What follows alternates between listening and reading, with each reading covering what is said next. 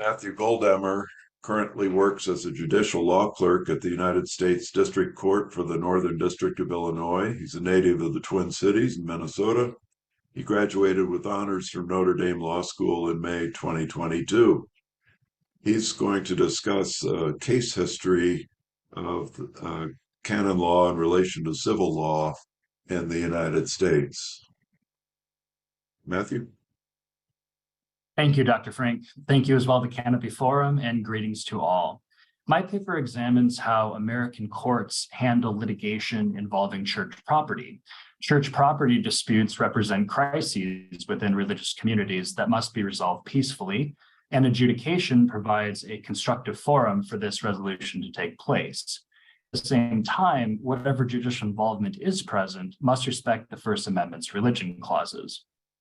Now, before we can grasp the Supreme Court's doctrinal evolution over constitutionally permissible methods of resolving these disputes, we first need an overview of the types of religious structures. Some churches have congregational structures, meaning that the church is an autonomous community not subject to a larger organizational body.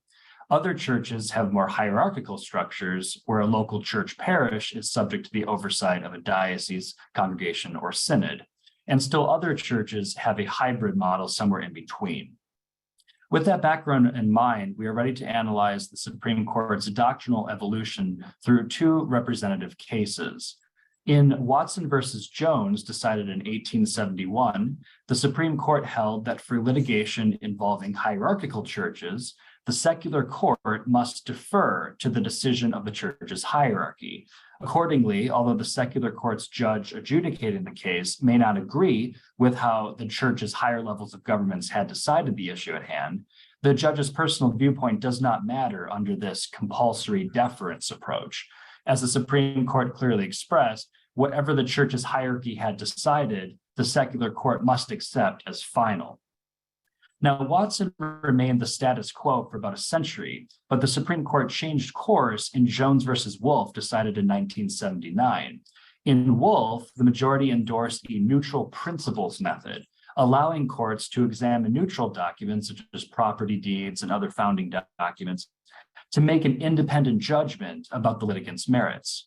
While Wolfe did not reject the compulsory deference method as unconstitutional, it nevertheless signified a shift in the court's preference towards this neutral principles method.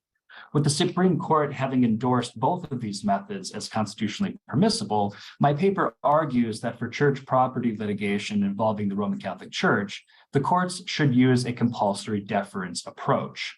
My paper discusses several reasons for this conclusion, but the main insight for today is that the compulsory deference approach is preferable because of how the Roman Catholic Church typically structures property.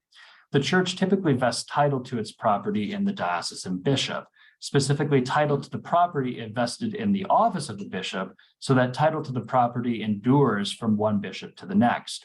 But if a court employed the neutral principles approach to property presumptively held by the Roman Catholic Church, it is possible that that secular court could conclude that the bishop, and by extension the church, does not hold title to the property, thus upsetting the church's intended ownership and succession. If, on the other hand, the court used the compulsory deference approach, the court would defer to the church's hierarchy's decision. The bishop holds title. In this way, the compulsory deference approach avoids a conflict between church and state that might arise under the neutral principles method. And in conclusion, my paper concludes that the compulsory deference approach remains the surest way for secular courts to, on one hand, adjudicate church property disputes, while on the other hand, simultaneously ensuring that the government does not interfere and overreach into the affairs of religion. Thank you.